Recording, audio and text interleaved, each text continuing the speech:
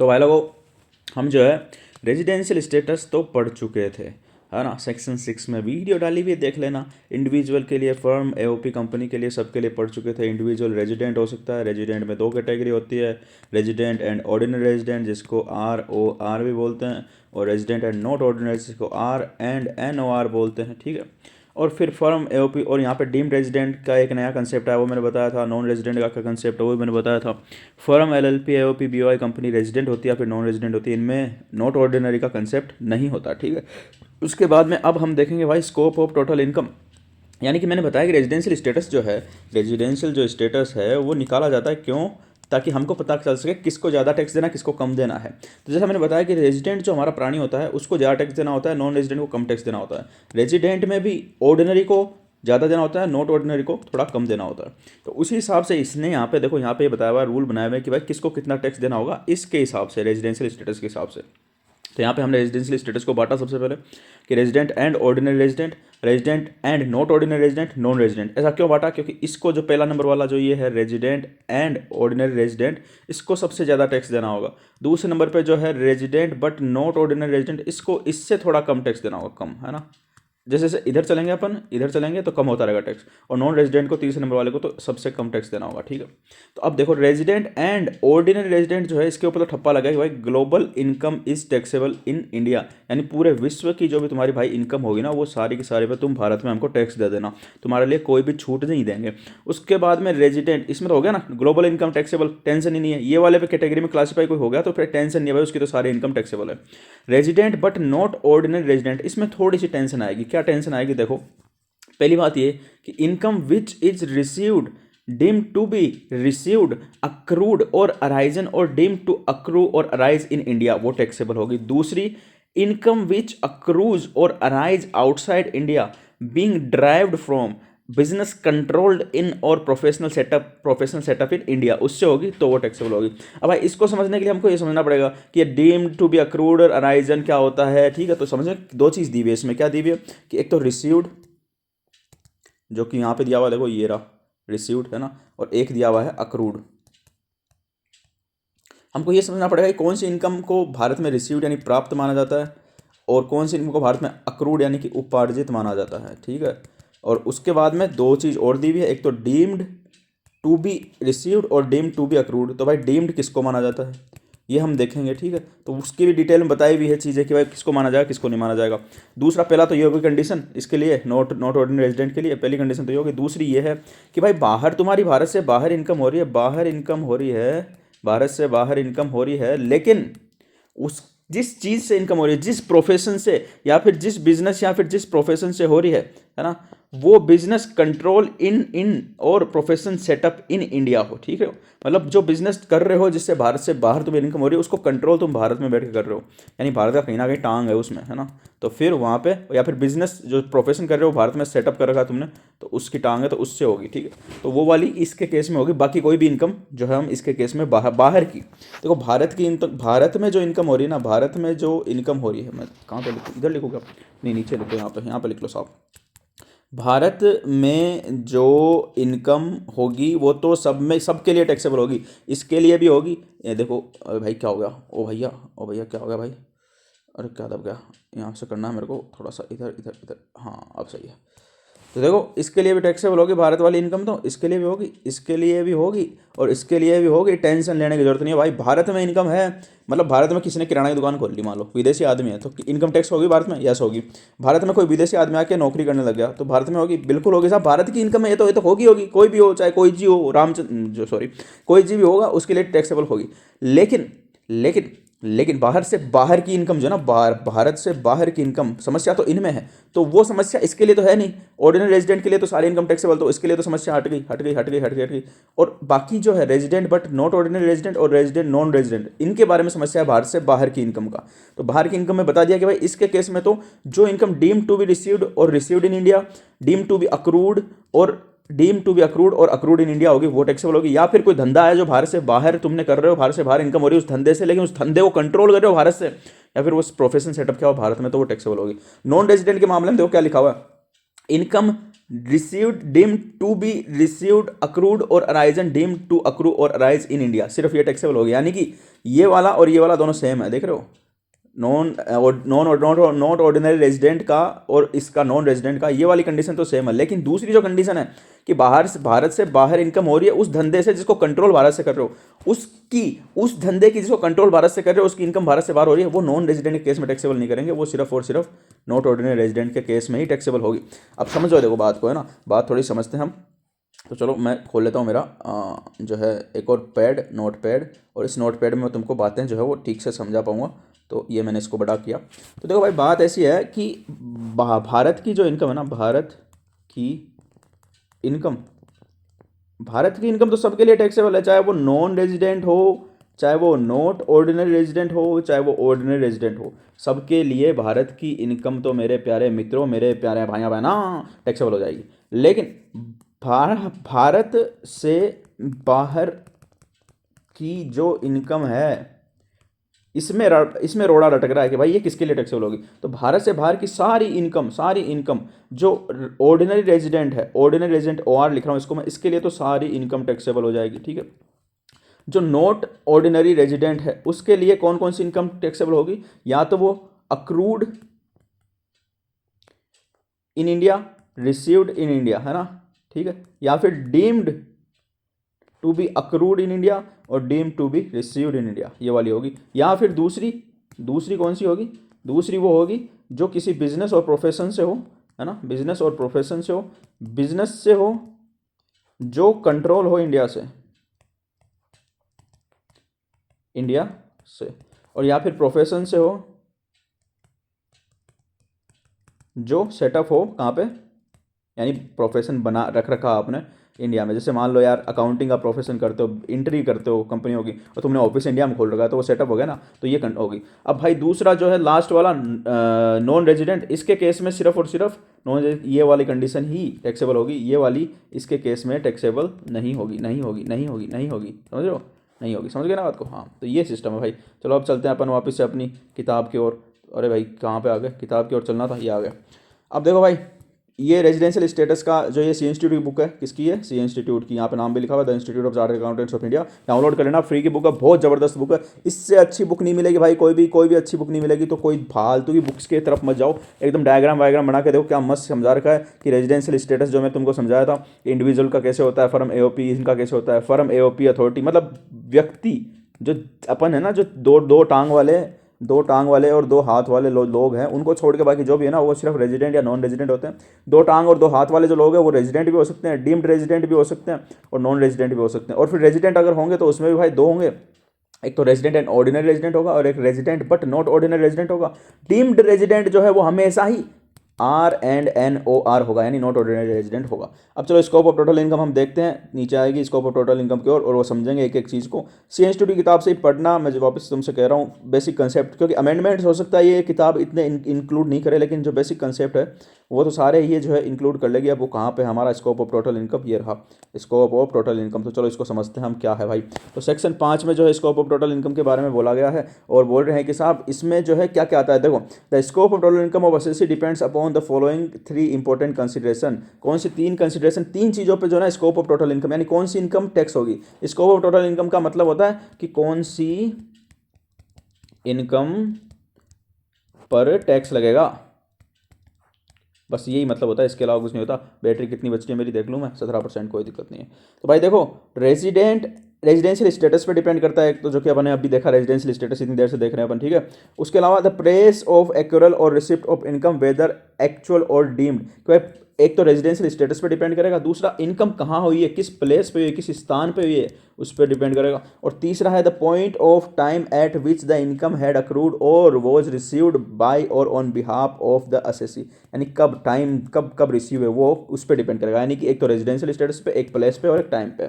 अब बात करते हैं भाई कि रेजिडेंट एंड ऑर्डिनरी रेजिडेंट, जो पहला हमारा जो सबसे जिसकी वर्ल्ड वाइड इनकम टैक्स होती है, सारे विश्व की जिसकी इनकम पे टैक्स लग जाता है, विश्व की इनकम पे। तुमने अगर रेजिडेंशियल स्टेटस की मैंने जो बताई थी कैसे डिटरमाइन करते हो, वो वीडियो नहीं देखी तो वो देखना, वो मैंने पूरी एक कंसोलिडेटेड वीडियो बना के भी डाल दी है, उसमें मैंने सारे की सारी वीडियो को जोड़ दिया, 1 घंटे की वीडियो, उसमें सब कुछ समझाया एकदम बेसिक से। तो भाई देखो, रेजिडेंट एंड ऑर्डिनरी रेजिडेंट जो हमारा बताया कि इस पर ठप्पा लगा, इसकी तो सारी इनकम को टैक्स कर देंगे, सरकार बोलेगी इसको बेटा तू तो टैक्स दे दे, हमारे को सारा टैक्स दे दे, तू जितना भी कमाता है सब कुछ हमको दे दे। तो इसमें देखो भाई क्या है इसमें बोले the total income of a resident assessee would under section 5(1) consist of income received और deemed to be received in India during the previous year, यानी जो इनकम भारत में उसको प्राप्त हुई या फिर प्राप्त मानी गई। भाई मानी गई भी क्या होता है, मानी भी जाती है क्या इनकम? हाँ मानी जाती है। कैसे मानी जाती है उसके भी रूल नीचे आएंगे, टेंशन मत लो, ठीक है। प्राप्त हुई यानी तुमको पैसे क्या भारत में मिले या फिर भारत में प्राप्त माने गए तो वो टैक्सेबल हो जाएंगे। इनकम विच अक्रूज और अराइज और डीम टू बी अक्रू और arise in India during the previous year, यानी जो तुम्हारी भारत में अक्रू हुई इनकम या फिर भारत में अक्रू या अराइज मानी गई, यानी हुई वो तो ठीक है भाई, मानी गई को भी ले रहे हैं ये। भाई यही तो इनकम टैक्स है ना, सरकार को बहुत ज़्यादा टैक्स चाहिए तो वो ये नियम बना रखे हैं। तो ये मानी गई क्या है, इसके नियम हम देखेंगे आगे, टेंशन मत ले। और भाई इसके बाद में देखो इनकम विच अक्रूज और rise outside India even if it is not received और brought into India during the previous year, तो ये है मेन चीज। तो भाई ये दोनों तो बाकियों के केस में भी टैक्सेबल है, लेकिन ये जो ऑर्डिनरी रेजिडेंट है इस पे ठप्पा लग गया, तो इसका मतलब इस पे भाई ये जो इनकम है जो कि भारत से बाहर है, जिसका भारत से कोई कनेक्शन नहीं है इनकम का, वो भी टैक्सेबल हो जाएगी। क्योंकि भाई तू तो यहाँ पे ऑर्डिनरी रेजिडेंट है ना, तू भारत में मजे ले रहा है, रह रहा है आराम से, तो टैक्स दे भाई, टैक्स दे। टैक्स लेंगे इसके पास, छोड़ेंगे नहीं, है ना। ऐसे थोड़ा मैं सेंटी नहीं हो रहा हूँ मैं, मतलब ऐसे तुमको थोड़ा इंटरेस्ट आया सब्जेक्ट में, इसलिए सरकार बोले भाई टैक्स दे भाई, कहीं पे कमाता हो ऐसे तुम्हारी, हमको नहीं मतलब, तुम टैक्स दो हमारे को, तुम यहाँ पे ऑर्डिनरी रेजिडेंट हो, तुमको टैक्स देना पड़ेगा। तो भाई उससे सारी पे टैक्स लेंगे। तो ऑर्डिनरी पे टेंशन मतलब कि ये कंडीशन याद करने की जरूरत नहीं है, क्योंकि इसको तो सब पे टैक्स देना है। इन सिंपल टर्म देखो क्या बोल रहा है ये, resident and ordinary resident has to pay tax on the total income accrued deem to accrue received deem to received और in outside India during the relevant period, यानी कि सीधी सीधी बात है भाई, पूरी की पूरी इनकम पे कहीं पे भी हो टेंशन फ्री रहो, इसको देना पड़ेगा टैक्स। उसके बाद दूसरा नंबर पे आ गया हमारा resident and not ordinary resident. तो इस पे कौन कौन सी इनकम टैक्स होगी under section 5(1)? Income of resident but not ordinary resident would consist of, यानी कौन कौन सी इनकम उसमें इंक्लूड होगी वो बता रहा भाई ये। इनकम रिसीव्ड और deem to be received in India during the previous year, जो कि एकदम सेम कंडीशन है, देख लो पहली कंडीशन बताना सेम होगी। दूसरी देखो इनकम विच अक्रूज अराइज और deem to accrue arise in India during the previous year, ये भी भाई ऑर्डिनरी रेजिडेंट जैसी सेम कंडीशन है, बिल्कुल कोई टेंशन नहीं। दो कंडीशन तो सेम है, दोनों में आ जाएगी, ठीक ना, चिपका देना दोनों में, कोई टेंशन नहीं होगी। तीसरी कंडीशन थोड़ी अलग होगी, क्या है भाई तीसरी condition? Income derived from a business controlled और in professional setup in India during the क्या लिख रहा है, India even though it accrues arise outside India, कि भाई तुम्हारी इनकम जो है वो अक्रू या फिर अराइज भारत से बाहर हो रही हो, कोई टेंशन नहीं है। लेकिन अगर तुमने वो धंधा कंट्रोल भारत से बैठ के कर रहे हो, तुम्हें ना धंधा भारत में बैठ के कंट्रोल कर रहे हो या फिर प्रोफेशनल भारत में सेटअप करेगा, तो उसकी तुम्हें भारत में इनकम टैक्स होगी। अब जैसे भाई जो मान लो हमारा अंबानी भाई है, अंबानी भाई है ना, अंबानी भाई ने लंदन में एक वो खरीद रखा है, रानी का महल खरीद रखा है। तुमको पता है क्या, नहीं पता, मैं बता देता हूँ। तो ये अंबानी ने भाई रानी का महल खरीद रखा है तुमने। अब अंबानी क्या करता है, उस महल को होटल बना देता है और होटल बना के वहाँ पे किराया पे देता है। अब लंदन के आदमी लंदन में रह रहे हैं, लंदन में किराया आ रहा है, सब लंदन में हो रहा है, लेकिन कंट्रोल कौन कर रहा है उस बिजनेस को? भाई अंबानी। अंबानी भारत में बैठ के, तो वो टैक्सेबल कहाँ होगी? भारत में, ठीक है। लेकिन अगर अंबानी बोलता है भाई कंट्रोल कुछ नहीं करा, अंबानी बोलता है मेरे अपने बेटे को बोलता है बेटा तू एक काम कर, तू लंदन में रहने लग जा ऐसे और वहाँ से तू तेरी कंपनी खोल, लंदन में कंपनी खोल, लंदन से कंट्रोल कर, लंदन में होटल चला और तू ही मजे ले पैसे के, तो फिर वो भारत में टैक्सेबल नहीं होगी, क्योंकि उससे भारत से कोई कनेक्शन नहीं होगा। क्योंकि अंबानी का बेटा लंदन में रहने लग जाएगा तो वो फिर ऑर्डिनरी रेजिडेंट नहीं रहेगा ना भाई, वो नॉन रेजिडेंट बन जाएगा ना, तो फिर उसकी टैक्सेबल नहीं होगी। तो ऐसी बात है कि भारत से अगर कंट्रोल कर रहे हो तो भाई इनकम चाहे भारत से बाहर हो रही तुम्हारी तो भी वो भारत में टैक्सेबल होगी, या फिर प्रोफेशन तुमने भारत में सेटअप कर रखा है और इनकम भारत से बाहर है तो भी टैक्सेबल होगी। जैसे कोई अकाउंटिंग फर्म है, जैसे सीए फर्म है, सीए फर्म भाई भारत में है और उसने मान लो अमेरिका का कोई धंधा ले लिया और अमेरिका में कोई की ऑडिट कर रही है, तो भाई अमेरिका में ऑडिट हो रही है, अमेरिका की कंपनी की ऑडिट हो रही है, अमेरिका वाले लोग करवा रहे हैं, वो पैसे किसके पास आ रहे हैं? इसके पास में, और कंट्रोल कहाँ से हो रही है? भारत से, सीए फर्म, तो फिर वो भारत में टैक्सेबल हो जाएगा, ठीक है। अब देखो नोट क्या लिख रहा है यहाँ पे, all other income accrue arise outside India in which is not received or deemed to be received or deemed to accrue arise in India would not be included in his total income, है ना। तो भाई भारत से बाहर हो रही है और जो कि भारत में नहीं मानी गई, ये प्राप्त हुई भी, और ना ही कोई ऐसे धंधे से हो रही है जो भारत से कंट्रोल किया जा रहा है, ना ही कोई ऐसे प्रोफेशन से हो रही है जो कि भारत में सेटअप है, तो फिर इसके केस में, नॉट ऑर्डिनरी रेजिडेंट के केस में, उस इनकम को टैक्सेबल नहीं करेंगे, नहीं करेंगे, नहीं करेंगे। अब भाई नॉन रेजिडेंट आ गया, इस पर तो सबसे कम टैक्स लगता है। देखो पहली जो है इनकम रिसीव्ड और deemed to be received in India in the previous year, same है, देखो सेम है ना, इससे सेम है। दूसरी condition income which accrue arise India deemed to be accrue arise in during previous year, ये भी सेम है। बस ये दो ही कंडीशन है, तीसरी कंडीशन यहाँ पे है नहीं, तो इसकी टेंशन नहीं है। तो ये दो कंडीशन तो भाई चिपका सकते हो सब में। देखो ये दो कंडीशन जो है रेजिडेंट एंड ऑर्डिनरी रेजिडेंट में भी सेम है, यहाँ भी चिपका सकते हो, इसमें भी सेम है, यहाँ भी चिपका सकते हो, और इसमें भी सेम है, यहाँ भी चिपका सकते हो। बस तीसरी कंडीशन जो है इसकी है कि भाई इसकी सारी भारत से बाहर की सारी इनकम टैक्सेबल होगी। इनकी तीसरी कंडीशन में भारत से बाहर की वही इनकम टैक्सेबल होगी जो कि बिजनेस कंट्रोल भारत से हो रहा है या फिर प्रोफेशनल सेटअप है भारत में, और इसकी तो तीसरी कंडीशन है ही नहीं, क्योंकि इससे भारत से बाहर जो अक्रू अक्रू और अराइज इनकम होगी या फिर deem to be accrue arise भारत से बाहर जो होगी ना भाई, जिसका भारत से कोई कनेक्शन नहीं है, वो भाई उसकी इसके नॉन रेजिडेंट के केस में टैक्सेबल नहीं होगी। अब समस्या आती है ये कौन सी इनकम को भारत में डीम टू बी रिसीव्ड है ना और accrue arise deem to be accrue arise माना जाएगा। तो इसके लिए भी भाई सी इंस्टीट्यूट है भैया, ये सी इंस्टीट्यूट है ना, बहुत ज़बरदस्त किताब छापी है, सब कुछ दिया है, टेंशन ले होना। नोट्स पढ़ते हैं, हर चीज़ पढ़ोगे ना भाई तो क्लियरिटी बहुत आएगी। ये किताब है ना, ये किताब एक टीचर है तुम्हारे लिए, टीचर है भाई साहब, इतनी मस्त किताब है भाई, कोई किताब इसका मुकाबला नहीं कर सकती। तुम पता नहीं कहाँ पे क्यों पढ़े हो चक्कर में, कोई नहीं है टक्कर में इस किताब की। All the assessee, whether resident or not, are chargeable to tax in respect of their income accrued, arise, received, to deem to accrue, arise, or to be received in India, whereas resident alone, resident and ordinary resident, in the case of individual HUF, is chargeable to tax in respect of income which is accrue, arise outside India. तो बात वही बोल रहा है कि भाई सिर्फ इसके केस में जो है ना भारत से बाहर की सारी इनकम टैक्सेबल होगी, ऑर्डिनरी रेजिडेंट के केस में, और इनके केस में नहीं होगी, नहीं होगी, नहीं होगी। ठीक है, क्लैरिफिकेशन पढ़ लेना। अभी हम देखते हैं भाई साहब कि जो है whether the following income are to be included in total income. ठीक है, तो अब ये एक वो बना दिया गया है कंपैरिजन, और भी तुम्हारे दिमाग में बैठे में नहीं बैठी है बात तो इसमें बैठ जाएगी। स्कोप ऑफ टोटल इनकम दिया है, रेजिडेंट एंड ऑर्डिनरी रेजिडेंट, जो हमारा मुन्ना है, मुन्ना, इस मुन्ने से तो सारे टैक्स लेंगे। नॉट ऑर्डिनरी रेजिडेंट, ये मुन्ना थोड़ा बाहर रहने लगा तो हमारी बातें कम मानता है, और नॉन रेजिडेंट ये मुन्ना तो हमारी बात मानता ही नहीं है। तो देखो भाई, इनकम रिसीव्ड और deemed to be received in India during the previous year, yes yes yes, ये पहली कंडीशन है जो मैंने बताया ना, पहली दूसरी दोनों में सेम है।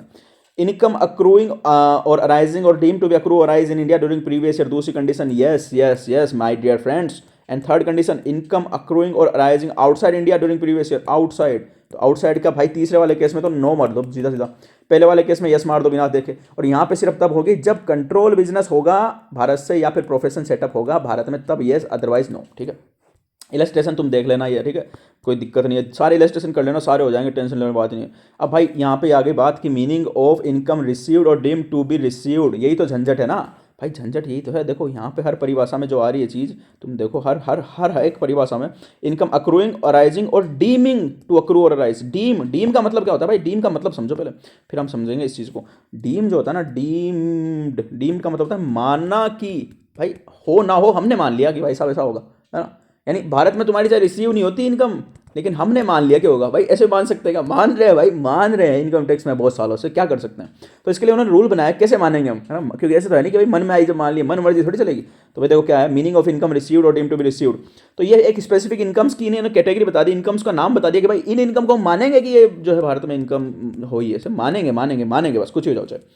तो भाई देखो क्या होता है, all assessee are liable to tax in respect of the income received और deemed to be received by them in India during the previous year, irrespective of का मतलब हो गया कि भाई ऐसी तैसी कराओ, कुछ भी कराओ, हमको कुछ मतलब नहीं, हम तो मानेंगे मानेंगे मानेंगे, अगर ये वाली कंडीशन पूरी हो जाएगी तो।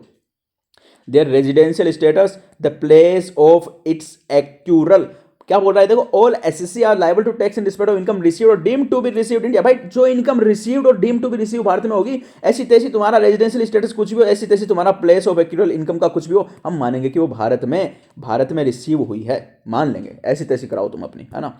अब कौन कौन सी होगी, तो भाई income deemed to be received in India section 7 में वो दी हुई है। हर चीज़ जो भी किसी कानून में होती है ना भाई, हर चीज़ को स्पेसिफाई किया जाता है, यानी स्पष्ट किया जाता है। ऐसे नहीं मान लेंगे, कैसे मानोगे, वो नहीं बता भाई हमको, ऐसा नहीं होता भाई साहब, बताना पड़ेगा ना। तो सेक्शन 7 में बताया, सेक्शन 7 जो कानून बना उसकी सेक्शन 7 आई, 7 नंबर की सेक्शन आई, तो उसमें ये बताया गया, हम यहाँ पे बताएंगे कि कौन सी को हम मानेंगे। तो बताओ भाई, तो फर्स्ट ऑफ ऑल देखो, contribution in excess of 12% of salary to recognized provident fund or interest credited in excess of 9.5% per annum annual accretion to credit to RPF। पढ़ते हैं पहले फिर समझेंगे। contribution by the central government or any other employer in the previous year under a pension scheme referred under section 80CCD, amount transferred from unrecognized provident fund to the recognized provident fund being the employer's contribution and interest thereon। तो भाई साहब ये जो है ना चीज़ें, ये वैसे फालतू की चीज़ें, फालतू क्यों है, क्योंकि एक बात समझो, तुम थोड़ा बहुत दिमाग लगाओ भाई, अपना अपना कॉमन सेंस लगाओगे।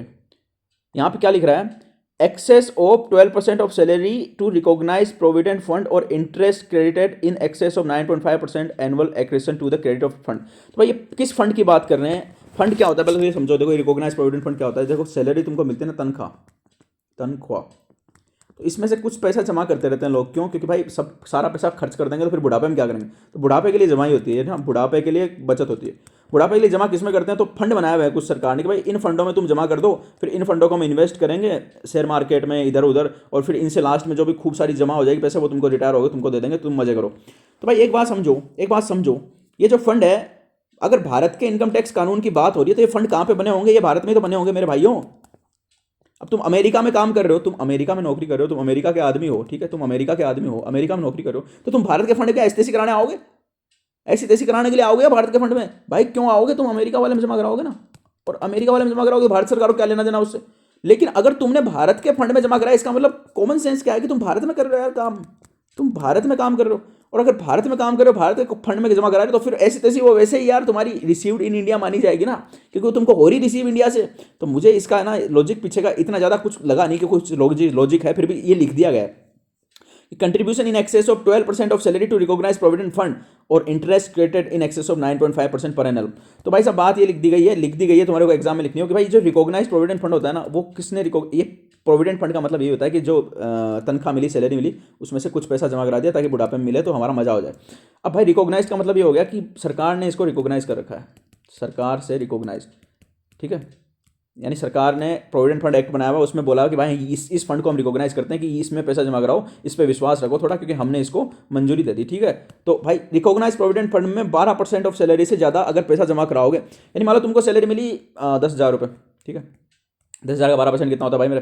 10,000 10% होता है 1,000 रुपये, 12 हो जाएगा 1,200 रुपये। तो बोलेंगे 1,200 रुपये भाई तुम जमा कराओ, टेंशन नहीं है, कोई दिक्कत नहीं है, 1,200 रुपये तक तो आराम से जमा करा सकते हो। लेकिन इससे ऊपर अगर जमा कराओगे ना, मान लो तुमने 1,300 रुपये जमा करा दिए, ठीक है, 1,300 रुपये जमा करा दिए, तो 12% से देखो इन एक्सेस हो 12%, तो 12% तो 1,200 होता है, तुमने 1,300 जमा कराया तो तुमने कितना एक्सेस जमा कराया? 100 रुपये। तो इस 100 रुपये को हम क्या करेंगे? इसको हम deem to be received in India मान लेंगे। अब बताओ इसमें क्या है भाई, क्यों बनाई गई प्रोविजन? मुझे नहीं समझ में आया, मुझे तो बिल्कुल समझ में नहीं आया, क्योंकि ये वैसे भी माना जाएगा भाई इंडिया में, क्योंकि इंडियन प्रोविडेंट फंड में वही जमा कराएगा। भाई किसकी बुद्धि खराब हुई है, किसकी बुद्धि खराब हुई है जो कि अमेरिका में पैसे कमा रहा है या फिर ऑस्ट्रेलिया में कमा रहा है, इंग्लैंड में कमा रहा है, वो भारत में आके पैसे जमा कराएगा? भाई जो भारत में कमा रहा है वो कराएगा ना, और भारत में कमा रहा है उसकी तो तुम वैसे ही नहीं छोड़ोगे, वो तो वैसे ही भारत में प्राप्त मानी जाएगी, क्योंकि भारत से यार धंधा कर रहे हो, भारत से तुम प्रोफेशन कर रहे हो, भारत से तुम सैलरी ले रहे हो, तो तुम्हारी वैसे ही इनकम भारत में मानी गई भाई, तो टेंशन क्या की है? लेकिन फिर भी लिख दिया, चलो कोई दिक्कत नहीं। दूसरा क्या लिखा हुआ है? प्रोविडेंट फंड और interest credited in excess of 9.5% per annum, यानी कि भाई ये जो तुम पैसा जमा कराओगे, जैसे मैंने बताया 1200 रुपये जमा करा रहे हो तुम, ठीक है, 1200 करा रहे हो, कितना भी जमा करा रहे हो, तो उस पर तुमको इंटरेस्ट मिलेगा। मैंने क्या बताया कि ये फंड में जो भी पैसा होता है उसको इन्वेस्ट करती है सरकार, तो इन्वेस्ट करेगी तो सरकार तुमको इंटरेस्ट देगी, यानी ब्याज देगी। तो ब्याज भाई अगर तुमको 9.5% तक मिलता है, यानी कि तुम्हारे मान लो 1 साल में 10,000 रुपये जमा करा दिए, ठीक है, और इसका 9.5% कितना होगा? तो इसका 10% तो होगा ये इतना 950 रुपये, इसका 9.5% होगा, तो 950 तक ब्याज मिला तो कोई दिक्कत नहीं। लेकिन तुमको ब्याज मान लो 1,200 रुपये मिल गया, तो तुमको 950 से कितना एक्स्ट्रा ब्याज मिल गया? 250 रुपये एक्स्ट्रा मिल गया। तो ये जो 250 रुपये ना वो भारत में प्राप्त माने जाएंगे। अब बताओ, बकवास, एकदम बकवास चीज़ दी है, लेकिन याद कर लेना इसको, ठीक है। Contribution to excess of 12% salary to recognise provident fund और interest credited in excess of 9.5% per annum to this and that. Okay भाई, तो अब दूसरी पे चलते हैं। Contribution by the central government और any other employer in the previous year under pension scheme referred to under section 80 CCD।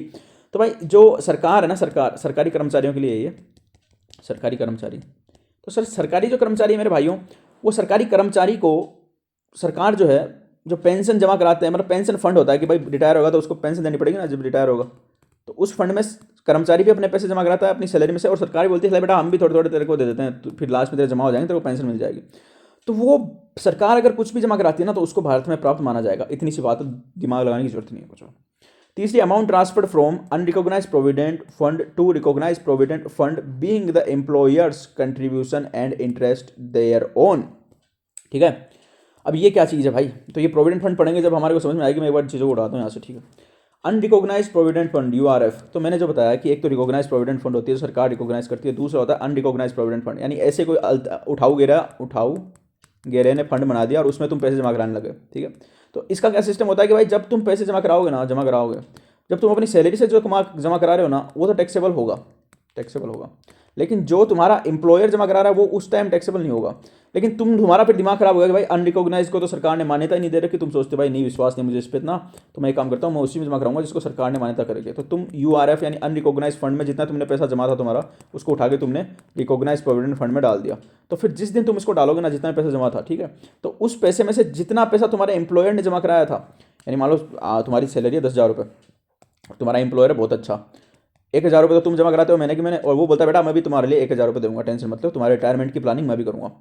तो तुम्हारे पैसे जमा कराए उस पर कोई टेंशन नहीं है, लेकिन 1,000 रुपये जो एम्प्लॉयर जमा करा था, मान लो 1,000 जमा करा था, 10 साल हो गई, 10 साल बाद तुम ट्रांसफर कर रहे हो अनरिकॉग्नाइज प्रोविडेंट फंड से रिकॉग्नाइज प्रोविडेंट फंड में, और 10 साल बाद में तुम ट्रांसफर कर रहे हो, तो 10 साल में कितने रुपए, 1,000 रुपये जमा करा था तुम महीने साल के, और 10 साल में वो 10,000 रुपये हो गए, और मान लो 10,000 रुपये पे ब्याज हो गया 1,000 रुपये का जमा, तो ये टोटल 11,000 रुपये। ये किसकी वजह से हुए? ये एम्प्लॉयर की वजह से, क्योंकि वो तुम्हारा जो मालिक था उसने 1,000 रुपये जमा कराया, उसकी वजह से तुम्हारे पास 11,000 जो है, उस 11,000 को जब तुम ट्रांसफर करोगे अनरिकॉग्नाइज प्रोविडेंट फंड से रिकॉग्नाइज प्रोविडेंट फंड में, तो उसको मान लेंगे हम कि वो भारत में प्राप्त माना गया।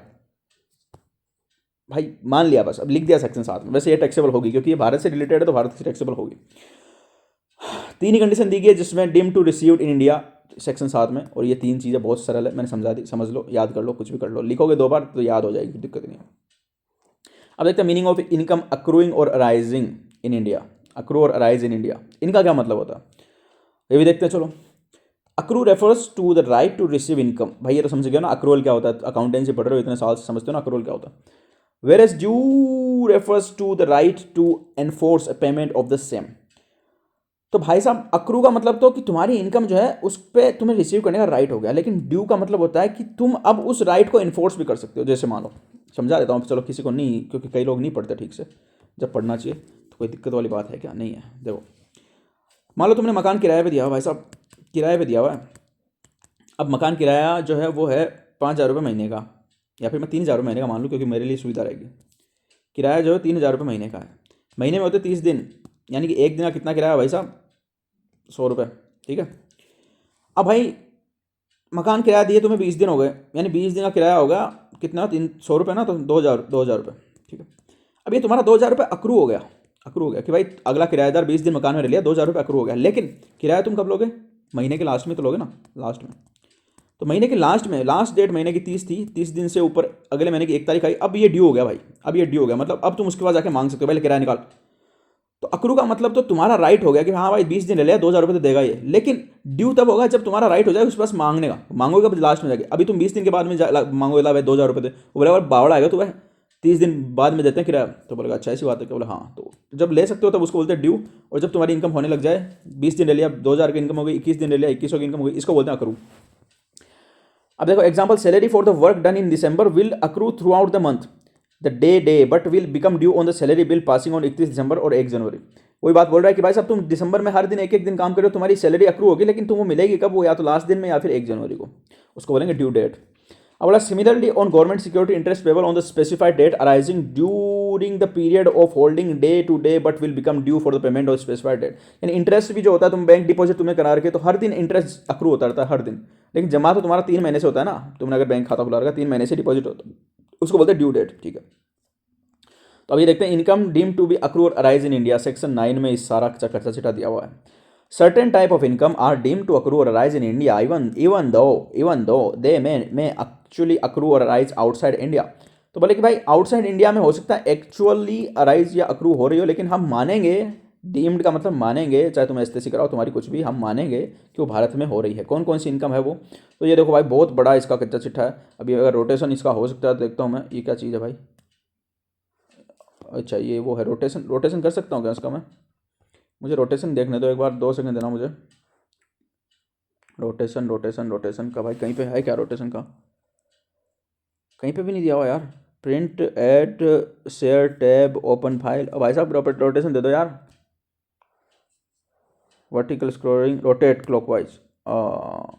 मिल गया मिल गया मिल गया मिल गया मिल गया मिल गया, हो गया ओके।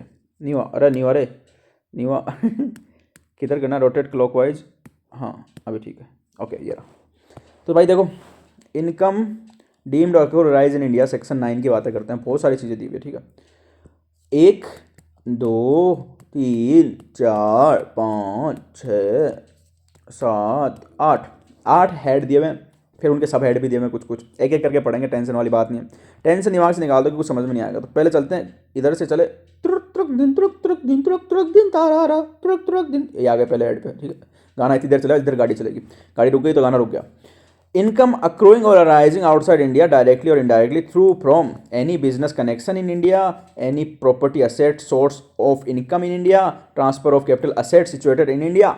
भाई इसका मतलब क्या हुआ, समझ जाओ, धीरे धीरे मैं समझाऊंगा अब जल्दी जल्दी कि भाई किसी भी आउटसाइड इंडिया में कोई भी इनकम हो रही है जो कि डायरेक्टली या इनडायरेक्टली किस वजह से हो रही है, any business connection in India.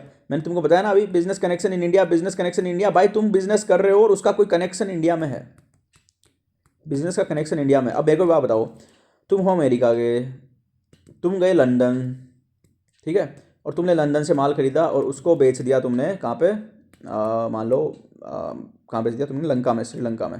Lanka की आजकल हालत ख़राब चल रही है, तो इसका कहीं पे कनेक्शन तुम्हें इंडिया से दिख रहा है क्या? नहीं दिख रहा भाई। लेकिन तो अमेरिका में गए, लंदन से माल खरीदा, इंडिया में बेच दिया, अब भाई कनेक्शन है क्या? भाई दिख रहा है। तो इसकी इनकम कहाँ टैक्सेबल हो सकती है? भारत में हो सकती है, क्योंकि इसमें डिस्प्यूट होंगे। ये चीज़ें बहुत डिस्प्यूटेड चीज़ें भाई साहब, डिस्प्यूटेड। क्योंकि ये वाली जो है ना, ये वाली असेट सिचुएटेड इन इंडिया है ना, इसमें बहुत डिस्प्यूट हुआ वोडाफोन केस में। तुमको बताऊंगा बाद में जब आगे चलेंगे, अभी तो बेसिक पढ़ रहे हैं हम। तो कनेक्शन भारत में होगा इनकम का, तो भारत में टैक्सेबल होगी, मानी जाएगी कि भारत में वो क्या हुई है, अक्रू और राइज इन इंडिया हुई है, ठीक है।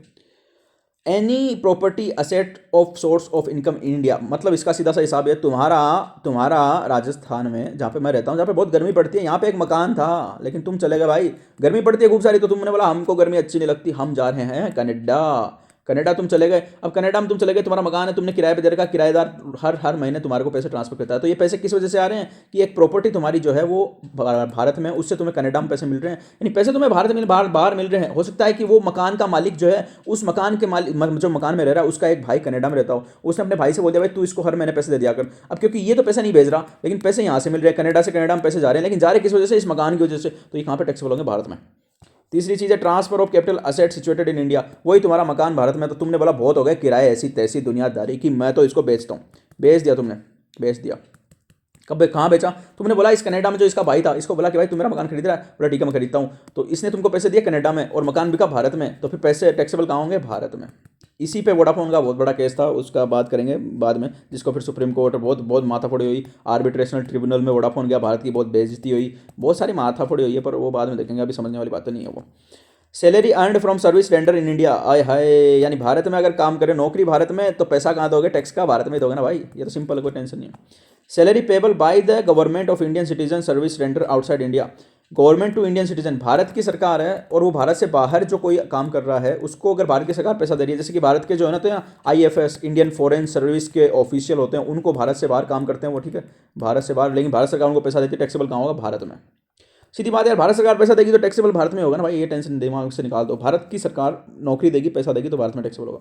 Dividend paid by Indian company outside India, company Bharat की है और भारत से बाहर जो है उसने डिविडेंड दिया, तो भाई कहाँ पे टैक्स होगा? भारत में, क्योंकि ये कंपनी इंडियन कंपनी है ना भाई, इंडियन कंपनी है हमारी, जो भारत की कंपनी है, सरकार बोलेगी क्या हम इनसे भी टैक्स नहीं लेंगे क्या भाई? तो भारत की कंपनी अगर भारत से बाहर डिविडेंड देती है तो टैक्सेबल कहाँ होगा? भारत में। अब बात करते हैं ब्याज की। Interest if payable by, interest if payable by, और royalty if payable by, fees for technical services if payable by, तीन चीज एक साथ दे दी, एक तो ब्याज, एक रॉयल्टी और एक टेक्निकल सर्विस। रॉयल्टी क्या होती है?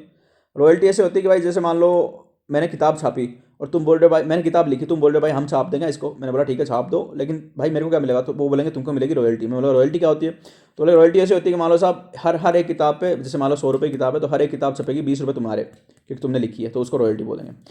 तो भाई इंटरेस्ट अगर हम किसी को पेमेंट करें, रॉयल्टी किसी को पेमेंट करें, और फीस फॉर टेक्निकल सर्विसेज, यानी मान लो कोई वैसे ऐसा काम है जो हमको नहीं आता, टेक्निकल काम है, उसमें किसी ने हमारी सहायता की, उसके लिए फीस पेमेंट करते हैं।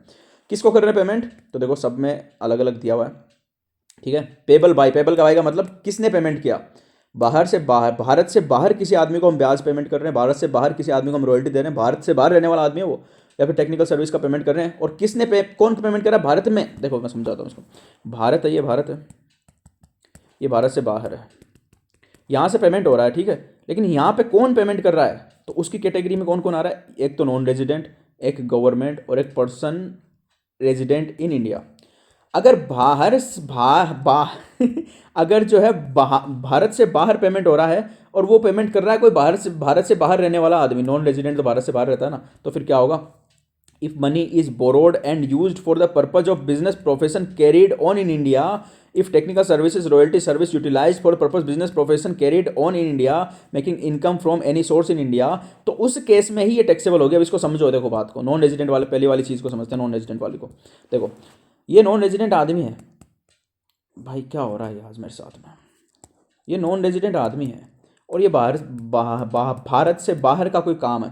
भारत से बाहर किसी आदमी को नॉन रेजिडेंट आदमी पेमेंट कर रहा है और बिजनेस भी इसका भारत से बाहर है। बिजनेस भी भारत से बाहर है जिसके लिए ये पेमेंट कर रहा है ना। और भारत यहाँ पे है, ये है हमारा प्यारा भारत। तो भारत का कोई कनेक्शन दिख रहा है क्या? कोई कनेक्शन नहीं है बीच में। बाहर से भारत नॉन रेजिडेंट आदमी यानी कि जो भारत में नहीं रहता उसको तो नॉन रेजिडेंट बोलते हैं। वो भारत से बाहर ही पेमेंट कर रहा है और बिजनेस भी भारत से बाहर है, तो भारत में कोई टैक्स मिलेगा? घंटा कुछ नहीं मिलेगा। लेकिन लेकिन लेकिन लेकिन ये नॉन रेजिडेंट आदमी है, ये भारत से बाहर है, लेकिन भाई साहब अब भारत यहाँ पे आ गया। पेमेंट तो इसको कर रहा है टेक्निकल सर्विस के लिए, रॉयल्टी के लिए, इसके लिए, उसके लिए, किसी के लिए भी। लेकिन ये पेमेंट किस लिए हो रहा है? क्योंकि इसका भारत में कोई बिजनेस है या फिर कुछ भी प्रोफेशन कुछ भी है, उसमें सर्विस देगा ये। तो भाई यहाँ पे कनेक्शन भारत का आ गया, यानी ये टैक्सेबल भारत में होगा। तो वही चीज़ यहाँ पे बोली गई है। If money is borrowed and used for the purpose of business profession carried on India, यानी ब्याज दे रहे हो तो ब्याज किसका दोगे? पैसा उधार लिया तो वो पैसा उधार लेके भारत में किसी बिजनेस में काम में लिया तो वो ब्याज होगा टैक्सेबल, ठीक है, ब्याज में पैसे काटेंगे। और if technical services royalty service are utilise for the purpose of business profession carried on in India by making income from any source in India, यानी ये जो टेक्निकल सर्विस है, ये रॉयल्टी है, इसको भारत में किसी बिजनेस के लिए काम में लिया तो भी टैक्सेबल होगा, अदरवाइज नहीं होगा। दूसरी कंडीशन जो मैंने बताया, भारत से कोई कनेक्शन नहीं तो भारत में कोई टैक्स नहीं, ठीक है। लेकिन अगर भारत सरकार, गवर्नमेंट का मतलब भारत सरकार पेमेंट कर रही है तो फिर टैक्सेबल होगा ही होगा, बिना कोई दिक्कत के, ठीक है। इसमें कोई कंडीशन नहीं दी हुई, ये तो हर बार होगा। और तीसरी कंडीशन है कि भाई person resident in India payment कर रहा है तो टैक्सेबल होगा हमेशा। लेकिन कुछ अपवाद है। अपवाद क्या? अपवाद है, if money borrowed and used और technical services royalty services are utilised for the purpose of business profession carried outside India. दूसरा, मनी बोरोड और use technical services royalty services are utilised for making income of any source outside India, यानी ये बोल रहे हैं साहब कि अगर हम तुमको पैसा दे रहे हैं, किसी आदमी को पैसा दे रहे हैं और वो भारत में रेजिडेंट आदमी है, देखो इसको भी समझो, इसको समझना बहुत जरूरी है। इसको नहीं समझा तो लाइफ झिंगा लाला, इसको समझ डाला लाइफ झिंगा लाला। ये है रेजिडेंट आदमी, रेजिडेंट, ऑर्डिनरी रेजिडेंट। ये है बाहर से बाहर का कोई आदमी जो हमको रॉयल्टी दे रहा है, या इसको इससे हमने उधार लिया पैसा इसने उधार दिया, इसने उधार दिया, या फिर हम इसको हमको टेक्निकल सर्विस दी, इसने हमको किताब छाप के दी, हम इसको रॉयल्टी दे रहे हैं, कुछ भी दे रहे हैं, ठीक है। अब रेजिडेंट एंड ऑर्डिनरी रेजिडेंट आदमी देगा तो इसका लगभग टैक्सेबल होगा अधिकतर केस में। लेकिन अगर ये जो सर्विस दे रहा है, ये अगर अपने को दे रहा है भारत में तब तो ठीक है, ठीक है। लेकिन अगर ये सर्विस भाई जो दे रहा है, ये रेजिडेंट एंड ऑर्डिनरी रेजिडेंट, और ये बाहर वाला आदमी, ये बाहर वाला आदमी, इसको इस आदमी ने बोला कि भाई तू मेरे को सर्विस दे, मेरा एक बिजनेस है लंदन में उसको सर्विस दे दे, तू उसको टेक्निकल सर्विस दे दे, उसको ये दे दे, उसको वो दे दे, तो लंदन वाला बिजनेस इससे कमाई करेगा, ठीक है। तो अगर ऐसी बात है ना कि सर्विस इसने लंदन को दी, पेमेंट इसको रेजिडेंट एंड ऑर्डिनरी रेजिडेंट ने किया, तो इसकी जो इनकम है बाहर वाले की, देखो बात इस बाहर वाले की हो रही है कि इसको जो इनकम मिल रही है, इसको जो इंटरेस्ट मिल रहा है, इसको जो रॉयल्टी मिल रही है, इसको जो फीस फॉर टेक्निकल सर्विस मिल रही है, वो टैक्सेबल होगी या नहीं होगी, इसकी बात नहीं हो रही है। रेजिडेंट एंड ऑर्डिनरी रेजिडेंट की बात नहीं हो रही, इसके लिए तो हर टैक्सेबल है इनकम। भारत से बाहर जो रह रहा है उसकी बात हो रही है। तो अगर इसने बोला भाई सर्विस दे और इसने सर्विस दी बाहर से बाहर किसी वाले बिजनेस को, तो फिर टैक्सेबल नहीं होगी। लेकिन लेकिन लेकिन लेकिन लेकिन लेकिन लेकिन लेकिन लेकिन लेकिन इस रेजिडेंट ऑर्डिनरी रेजिडेंट ने इसको बोला बाहर वाले व्यक्ति को कि भाई तू मेरे को सर्विस दे और मेरा बिजनेस जो है वो भारत में, और इसने भारत में सर्विस दी तो फिर टैक्सेबल हो जाएगी। ये बात बोले सिर्फ, और कुछ भी नहीं, ठीक है। लास्ट वाला देखते हैं। भाई हमने सारे हेड कंप्लीट कर लिए, बहुत बढ़िया। Income arising outside India being any sum of money paid without consideration by a resident Indian to non corporate non resident foreign company where aggregate of the sum is 50,000 से ऊपर। समझो इसको, एक एक शब्द समझोगे तो इनकम टैक्स आराम से समझ में आ जाएगा। पहली बात, income arising outside India being any sum of money paid without, यानी कि बात क्या कर रहे हैं, इनकम अराइज हो रही है, आउटसाइड इंडिया हो रही है, मनी है, मनी यानी पैसा, मुद्रा, वो पे की जा रही है विदाउट कंसिडरेशन। कंसिडरेशन यानी कोई कुछ काम नहीं कर रहा लेकिन हम उसको फिर भी पैसा दे रहे हैं। क्यों दे रहे हैं भाई, बताऊंगा अभी। बाई है, किस कौन दे रहा है पैसा, दे रहा है बिना काम के, कौन दे रहा है, बाई है रेजिडेंट इंडियन, जो पैसा दे वो रेजिडेंट इंडियन होना चाहिए, ठीक है। टू है नॉन कॉर्पोरेट नॉन रेजिडेंट और फॉरेन कंपनी, नॉन कॉर्पोरेट आदमी को दे रहा है, नॉन रेजिडेंट को दे रहा है, या फिर फॉरेन कंपनी को दे रहा है, वेयर एग्रीगेट ऑफ सच सम 50,000 से ऊपर हो, 50,000 से ऊपर के पैसे दे रहा है। यानी भाई बात यहाँ ये हो रही है कि भारत में एक आदमी रह रहा है जो कि रेजिडेंट इंडियन है, ठीक है, वो बाहर के किसी आदमी को, इसको मैं उड़ा दूंगा यहाँ से। उड़ा दो भाई, आप बहुत अच्छा रहेगा, उड़ा दोगे तो। उड़ा देता हूँ भाई, क्या दिक्कत है, ये उड़ा दिया मैंने, ये उड़ा दिया, ये उड़ा दिया, ये उड़ा दिया। इसने बाहर के किसी आदमी को पैसा दिया 50,000 रुपये से ज़्यादा और बिना कुछ किए दिया। सरकार बोली भाई कौन सा क्या काम है ये, भारत से पैसा जा रहा है, बिना कुछ किए जा रहा है, 50,000 रुपये जा रहा है, तो भाई टैक्सेबल होगा। ऐसी तैसी तुम्हारी, भारत का पैसा है भाई, बाहर जा रहा है, टैक्सेबल करेंगे। 50,000 से ऊपर किसको, बाहर कौन है ये, या तो नॉन रेजिडेंट हो, ठीक है, या नॉन कॉर्पोरेट हो, या फिर फॉरेन कंपनी हो, इसको पैसा देंगे तो फिर टैक्सेबल होगा। अदरवाइज़ ये अगर रेजिडेंट है तो टैक्सेबल होगा नहीं, ठीक है। तो ये सिंपल एकदम सिंपल दिए कि भाई ऐसे पैसा बाहर से बाहर जा रहा है तो हम इस पर टैक्स लगाएंगे, 50,000 से ऊपर होना चाहिए पर। तो ये लो भाई, ये हो गया हमारा काम, ठीक है। अब क्या होगा, बैक थोड़ा सा रोटेशन करना है हमको। डायग्राम हमने समझ लिया, ओके। अब क्या बोल रहे भाई, ये what is business connection. Business connection क्या होता है, हमने जो बिजनेस कनेक्शन यहाँ समझा था, देखो ये वाला business connection in India, business connection in India. तो बिजनेस कनेक्शन की यहाँ पे डेफिनेशन दी हुई है, लेकिन उससे पहले पढ़ेंगे। Any income accruing arising to assessee in any place outside India whether directly और इनडायरेक्टली थ्रू और any from business connection in India through और from any property in India. ये तो हमने वो पढ़ा, वही है। बिजनेस कनेक्शन क्या होता है, जल्दी से पढ़ते हैं। Business connection shall include any business activity carried out through a person acting on behalf of non-resident. For a business connection to be established, the person acting on behalf of the non-resident must have authority which is habitually exercised in India to conclude contracts on behalf of the non-resident. समझाऊंगा, tension labour पढ़ लो। Habitually concludes contracts or habitually pays or principal role leading to conclusion of contracts by the non-resident. In such contracts should be the name of the non-resident or for the transfer of ownership of or for the granting of right to use property owned by that non-resident or that non-resident has the right to use for the provision of services by that non-resident, or in case where he has no such authority but habitually maintains in India a stock of goods or merchandise from which he regularly delivered goods or merchandise on behalf of the non-resident, or habitually secures orders in India mainly or wholly for the non-resident. समझ लो एक बार, समझेंगे एक बार, पूरा पढ़ लेता हूँ। Further, there may be situation where the person acting on behalf of the non-resident secures order for other non-resident. In such a situation, business connection for other non-resident is established if such other non-resident control the non-resident, or such other non-resident is controlled by the non-resident, or such other non-resident subject to the same control as that of non-resident. चलो समझते हैं, समझते इसको धीरे धीरे समझते हैं। यहाँ पे डायग्राम समझाया हुआ, इससे समझ लेगा। चलो इससे समझते हैं। Mister A acting on behalf of mister x non resident, यानी ए जो है वो भारत में और एक्स भारत से बाहर का है। ये बोल रहा है इसको काम करने के लिए, इसके लिए भारत में। तो ये क्या काम कर रहा है, secure order for, secure order मतलब भारत में भाई धंधा सिक्योर कर रहा है इसके लिए। ये जा रहा है भारत में लोगों के पास कि भाई मेरा मालिक है एक्स, ये काम करता है, तुम इससे ये खरीदोगे क्या, धंधा सिक्योर कर रहा है, ठीक है। तो किससे सिक्योर कर रहा है धंधा, मिस्टर एक्स नॉन रेजिडेंट से। मिस्टर एक्स नॉन रेजिडेंट से धंधा सिक्योर कर रहा है, और मिस्टर वाई नॉन रेजिडेंट से धंधा सिक्योर कर रहा है, ठीक है। Business connection directly establish, business connection established if mister X is controlled by mister Y, mister Y is control by mister X, commonly control by mister Z. ये इसमें जो लास्ट वाली कंडीशन समझाई, सिर्फ ऊपर वाली कंडीशन नहीं समझाई है। तो चलो हम बिजनेस कनेक्शन को अगली वीडियो में देखेंगे, क्योंकि इसमें भाई बहुत टाइम लगेगा, वीडियो पहले बहुत लंबी हो गई है। अगली वीडियो में हम बिजनेस कनेक्शन इन इंडिया देखेंगे क्या होता है। ये सारे जो ना, इनको मैं डिलीट कर देता हूँ क्योंकि मैंने बहुत खरा गंदा कर दिया इसको सारे को, एक एक क्लोज को डिटेल में समझेंगे। इसमें टाइम लगेगा कम से कम आधी घंटा। तो एक एक क्लोज को समझना पड़ेगा, एक एक लाइन, क्योंकि इनकम टैक्स पढ़ने का तरीका होता है कि भाई एक एक चीज़ को जोड़ो, एक एक चीज़ को जोड़ो, एक एक चीज़ को जोड़ो। तो बिजनेस कनेक्शन हम देखते हैं नेक्स्ट वीडियो में। Okay bye. तो ये हमने आज देखा स्कोप ऑफ टोटल इनकम। अच्छी लगी लाइक करो भैया, और नेक्स्ट वीडियो जल्दी ही डालने की कोशिश मैं करूँगा। तब तक के लिए पढ़ते रहो, आगे बढ़ते रहो।